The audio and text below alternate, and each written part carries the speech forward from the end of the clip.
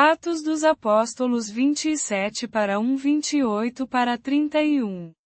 E, tendo-se decidido que iríamos navegar para a Itália, entregaram Paulo e alguns outros prisioneiros a um centurião chamado Júlio, da coorte de Augusto.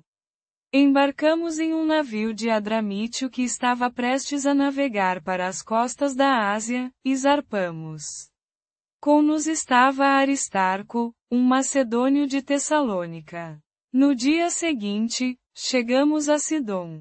Júlio, bondosamente, permitiu que Paulo visitasse seus amigos e recebesse o que precisava.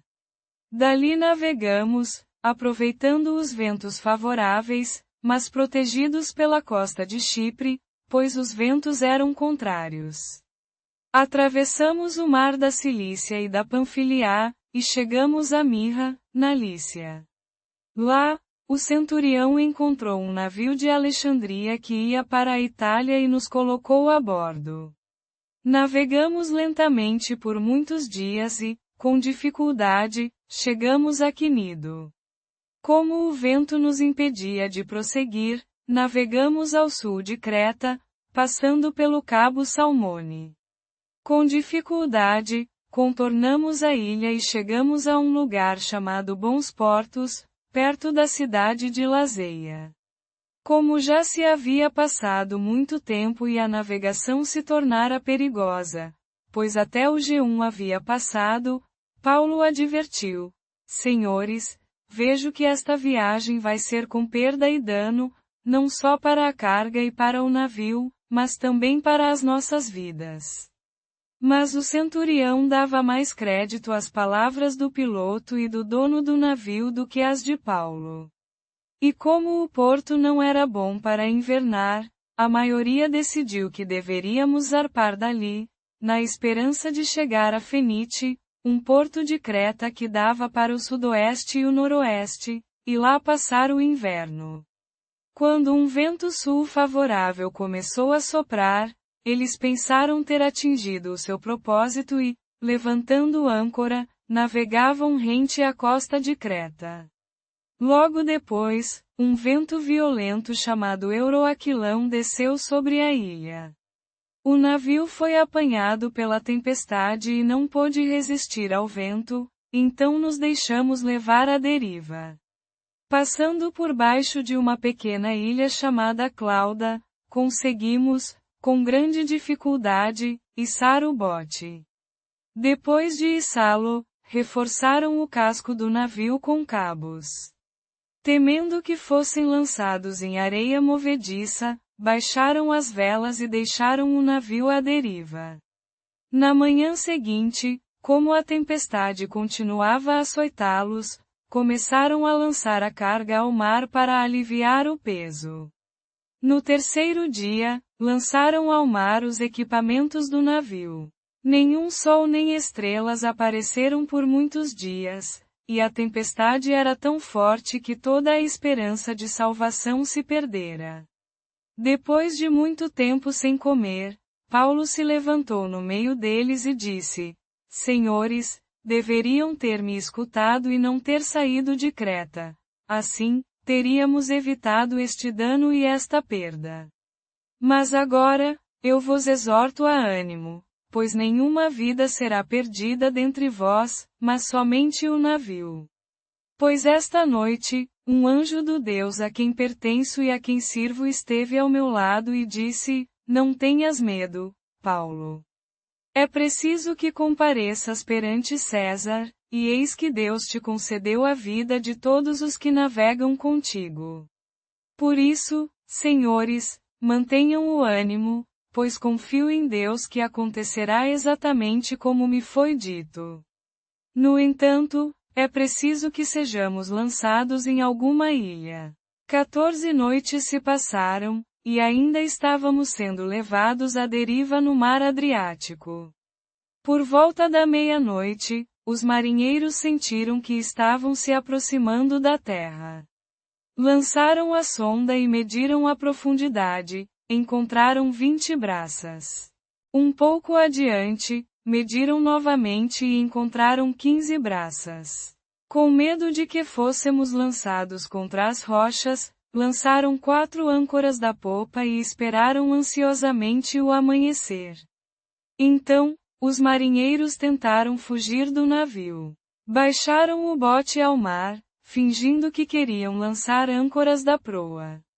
Mas Paulo disse ao centurião e aos soldados: se estes homens não permanecerem no navio, não podereis ser salvos. Então os soldados cortaram as cordas do bote e o deixaram cair. Quando o dia clareava, Paulo rogou a todos que comessem alguma coisa. Disse: hoje faz 14 dias que esperais aflitos, sem comer nada. Peço que comais alguma coisa, pois isso vos ajudará a sobreviver. Nada se perderá de vossa vida. Tendo dito isso, pegou um pão, deu graças a Deus na presença de todos, partiu e começou a comer. Todos se animaram e também comeram. No total, éramos 276 pessoas a bordo. Depois de terem comido o suficiente, lançaram o trigo ao mar para aliviar o peso do navio. Ao amanhecer, não reconheceram a terra, mas viram uma baía com uma praia de areia, para a qual decidiram tentar levar o navio. Desamarraram as âncoras e as deixaram cair no mar, soltando também as amarras do leme. Levantaram a vela de proa e navegaram em direção à praia. Mas o navio atingiu um banco de areia e encalhou. A proa ficou presa e o casco começou a se despedaçar com a força das ondas. Os soldados queriam matar os prisioneiros para que nenhum deles escapasse nadando. Mas o centurião, querendo salvar Paulo, impediu-os de executar o plano. Ordenou que os que pudessem nadar se lançassem primeiro e chegassem à terra, e que os outros o fizessem em tábuas ou em pedaços do navio. E assim, todos escaparam salvos para a terra. Capítulo 28. Depois de nos termos salvado, soubemos que a ilha se chamava Malta. Os nativos nos trataram com muita gentileza. Como estava chovendo e fazia frio, acenderam uma fogueira e nos acolheram a todos. Paulo ajuntou um monte de gravetos e, ao colocá-los no fogo, uma víbora, fugindo do calor, agarrou-se à sua mão. Quando os nativos viram a serpente pendurada na mão de Paulo, disseram uns aos outros: sem dúvida, este homem é um assassino, pois, tendo escapado do mar, a justiça não o deixou viver. Mas Paulo sacudiu a serpente no fogo e não sofreu nenhum mal. Os nativos esperavam que ele viesse a inchar ou a cair morto de repente. Mas, depois de muito tempo, vendo que nada de mal lhe acontecia, mudaram de ideia e passaram a dizer que ele era um deus. Naquela região, havia uma propriedade pertencente ao principal da ilha, chamado Públio, que nos acolheu em sua casa por 3 dias, com muita hospitalidade. Soube-se que o pai de Públio estava de cama, com febre e disenteria. Paulo foi até ele, orou, impôs as mãos sobre ele e o curou. Depois disso, todos os outros doentes da ilha vieram e foram curados. Eles nos honraram de muitas maneiras e, quando partimos, nos deram as provisões de que precisávamos. Depois de 3 meses, partimos em um navio de Alexandria que havia passado o inverno na ilha, e que tinha como emblema os gêmeos. Chegamos a Siracusa e ali permanecemos por 3 dias. Dali, navegamos ao redor da ilha e chegamos a Régio. No dia seguinte, o vento sul soprou, e em 2 dias chegamos a Putéolos. Lá encontramos irmãos e fomos convidados a ficar com eles por 7 dias. E assim, chegamos a Roma. Os irmãos de Roma, ao saberem de nossa chegada, vieram ao nosso encontro até Fóruns de Ápio e as 3 estalagens. Ao vê-los, Paulo deu graças a Deus e sentiu ânimo. Ao chegarmos a Roma, foi permitido a Paulo morar em sua própria casa, sob a vigilância de um soldado. 3 dias depois, Paulo convocou os líderes judeus.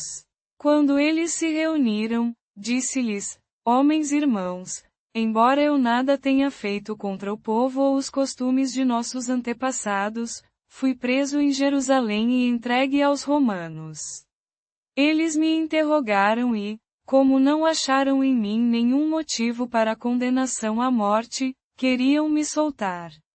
Mas os judeus se opuseram, e então me vi obrigado a apelar para César, não com intenção de acusar a minha nação.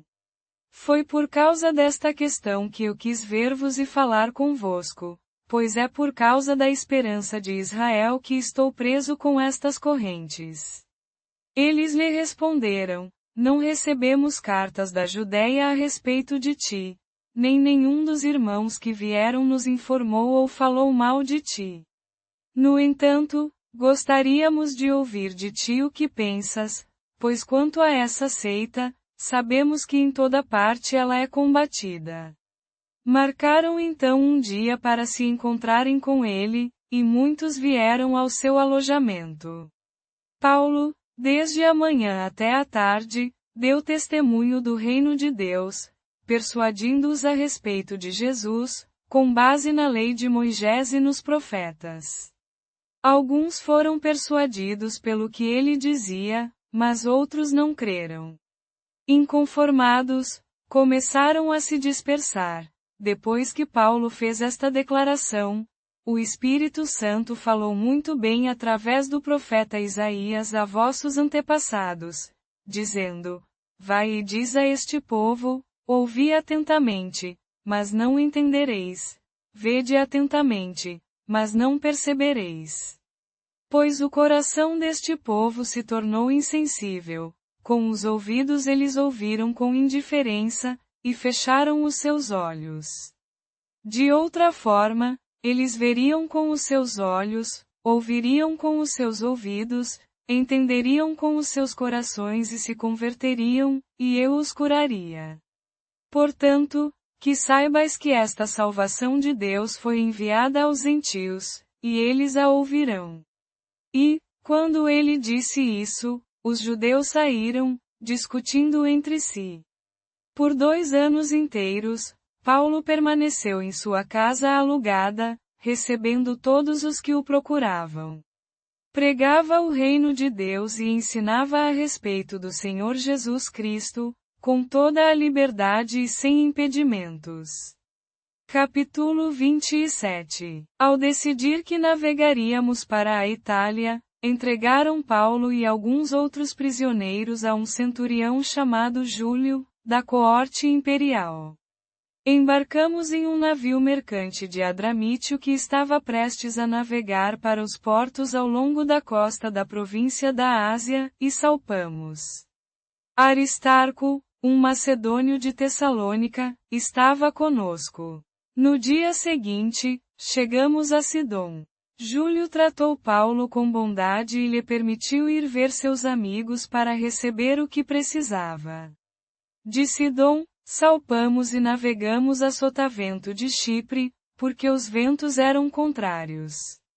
Navegamos ao longo da costa da Cilícia e da Panfilia, e chegamos a Mirra, na Lícia. Lá, o centurião encontrou um navio mercante de Alexandria que ia para a Itália, e nos colocou a bordo. Navegamos lentamente por muitos dias e, chegando com dificuldade a Quinido, não pudemos prosseguir por causa do vento. Navegamos a Sotavento de Creta, perto de Salmone. Com dificuldade contornamos a ilha e chegamos a um lugar chamado Bons Portos, perto da cidade de Lazeia. Como já tínhamos perdido muito tempo e a navegação já era perigosa porque o tempo do jejum tinha passado, Paulo advertiu-os: Senhores, vejo que esta viagem vai ser acompanhada de perigo e grande perda, não só para a carga e o navio, mas também para as nossas vidas. Mas o centurião deu mais atenção ao capitão e ao dono do navio do que às palavras de Paulo. Como o porto não era bom para invernar, a maioria concordou em zarpar dali, esperando chegar a Fenite, um porto de Creta que se abria para o sudoeste e o noroeste, e ali passar o inverno. Quando um vento sul brando começou a soprar, eles pensaram que tinham alcançado seu propósito. Levantaram âncora e navegaram junto à costa de Creta. Mas não demorou muito para que um vento tempestuoso, chamado Euroaquilão, caísse do nordeste. O navio foi apanhado pela tempestade e não conseguia navegar contra o vento. Lançamo-nos a favor do vento e fomos levados. Passando ao largo de uma pequena ilha chamada Cauda, conseguimos, com dificuldade, içar o bote. Depois de o içarem, reforçaram o casco do navio com cabos. Com medo de naufragar nas areias da Líbia, baixaram as velas e deixaram o navio ser levado. A tempestade nos açoitava violentamente, por isso, no dia seguinte, começaram a lançar a carga ao mar. No terceiro dia, jogaram ao mar os equipamentos do navio. Como não víamos nem sol nem estrelas por muitos dias, e a tempestade continuava, perdemos toda a esperança de sermos salvos. Depois de muito tempo sem comer, Paulo levantou-se no meio deles e disse: Senhores, devíeis ter me ouvido e não ter saído de Creta. Assim teríeis evitado este dano e perda. Mas agora eu vos exorto a manterdes o ânimo, pois nenhum de vós perderá a vida, somente o navio será perdido. Pois esta noite um anjo do Deus a quem pertenço e a quem sirvo apareceu-me e disse: Não tenhas medo, Paulo. É preciso que compareças perante César, e eis que, por graça, Deus te deu todos os que navegam contigo. Por isso, senhores, mantende o ânimo. Confio em Deus que acontecerá exatamente como me foi dito. No entanto, temos que encalhar em alguma ilha. 14 noites se passaram enquanto éramos levados à deriva no mar Adriático. Na 14ª noite, por volta da meia-noite, quando os marinheiros pensaram que se aproximavam de terra, lançaram a prumo e encontraram 20 braças de profundidade. Um pouco mais adiante, lançaram outra vez e encontraram 15 braças. Com medo de que pudéssemos cair em rochedos, lançaram 4 âncoras da popa e oravam para que amanhecesse. Então, os marinheiros tentaram fugir do navio. Capítulo 28. Depois de escaparmos, soubemos que a ilha se chamava Malta. Os nativos nos mostraram uma bondade incomum. Acenderam uma fogueira e nos acolheram a todos, pois estava chovendo e fazia frio. Paulo juntou um monte de gravetos e, quando o colocou no fogo, uma víbora saiu por causa do calor e se prendeu à sua mão. Quando os nativos viram a serpente pendurada em sua mão, disseram uns aos outros: Sem dúvida, este homem é um assassino, pois, tendo escapado do mar, a justiça não o deixa viver. Mas Paulo, sacudindo a víbora para o fogo, não sofreu nenhum mal.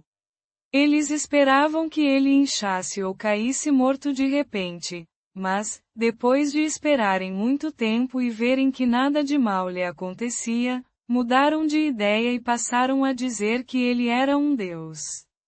Havia terras pertencentes ao homem principal da ilha, cujo nome era Públio, que nos recebeu e hospedou por 3 dias com bondade. Públio tinha seu pai doente, com febre e disenteria. Paulo entrou para vê-lo e, depois de orar, impôs-lhe as mãos e o curou. Depois disso, o resto dos doentes na ilha também veio e foi curado. Eles nos honraram de muitas maneiras e, quando estávamos para partir, puseram a bordo tudo o que precisávamos. 3 meses depois, partimos em um navio de Alexandria que tinha invernado na ilha, e que tinha como insígnia os Dioscuros. Chegando a Siracusa, ficamos lá por 3 dias. De lá, contornamos a costa e chegamos a Régio. No dia seguinte, o vento sul soprou, e em 2 dias chegamos a Putéolos. Lá encontramos irmãos e fomos convidados a ficar com eles por 7 dias. E assim chegamos a Roma. Os irmãos de lá, tendo ouvido falar de nós, vieram ao nosso encontro até Fórum de Ápio e 3 Pontes. Ao vê-los, Paulo agradeceu a Deus e sentiu ânimo. Ao chegarmos a Roma, foi concedido a Paulo morar em sua própria casa, sob a custódia de um soldado. 3 dias depois, Paulo convocou os líderes dos judeus. Quando eles se reuniram, Paulo lhes disse: Senhores irmãos, embora eu não tivesse feito nada contra o povo ou os costumes dos nossos antepassados, fui entregue como prisioneiro de Jerusalém nas mãos dos romanos. Eles me interrogaram e queriam me soltar, pois não havia em mim culpa alguma digna de morte. Mas, como os judeus se opuseram, fui forçado a apelar para César, não com a intenção de acusar o meu povo. Por favor, compartilhe suas orações nos comentários. O Senhor está sempre ouvindo até mesmo a sua voz mais baixa. Deus te abençoe.